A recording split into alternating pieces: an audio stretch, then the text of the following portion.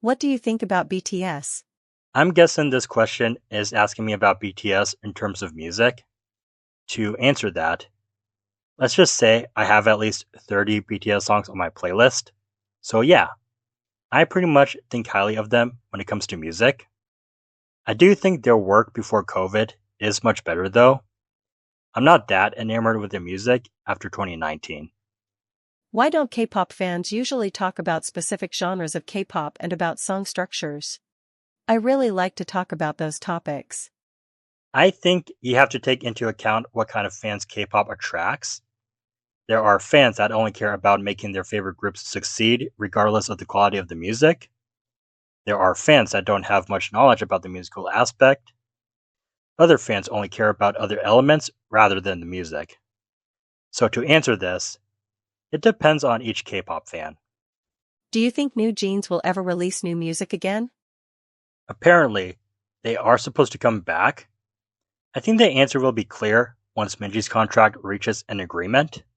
Considering that the group's contract with the door has been validated until 2029, I think it's possible the group will return with new music between now and 2029. Is K-pop more of an art, a sport, or a religious cult? This is such a funny question, just because I feel like everything you mentioned here is K-pop all at once. But if I have to choose from your question, K-pop is first and foremost art, because the music always comes first. The other two elements just follow. There's also the thought that these elements wouldn't exist if these fans acted differently. So yeah, K-pop is more of an art. Not about any group specifically, but I was wondering if there were any members that left their group but were able to come back to the group later on. This is an interesting question because normally, whenever a member leaves the group, it's pretty much a done deal. However, there are a few examples of members returning to their groups. Sunmi with the Wonder Girls, Heesun with Pink Fantasy, and Yina with Rainia. Again, interesting question because members returning to their groups after leaving is so rare. What's your favorite K-pop choreography?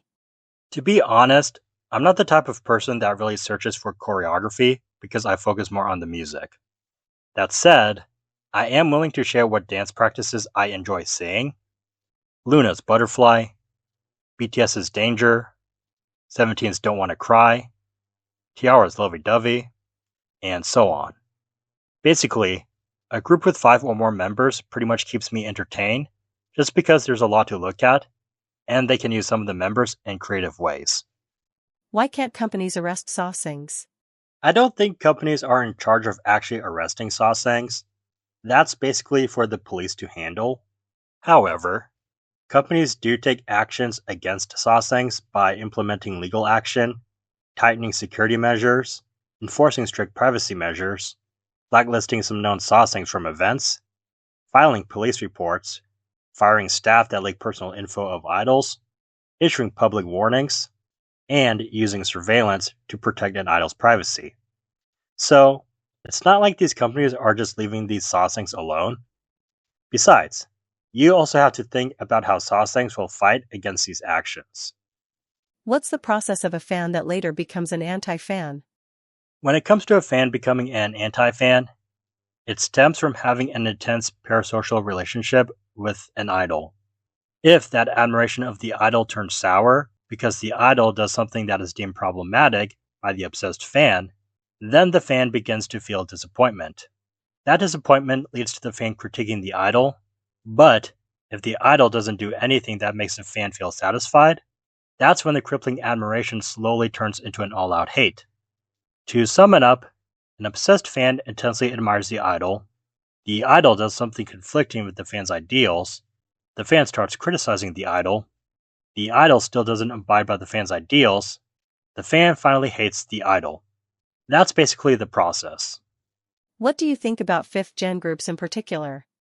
I don't have a final answer for this, since I have to listen to all the songs from every group. I plan on making a video about it if you're interested.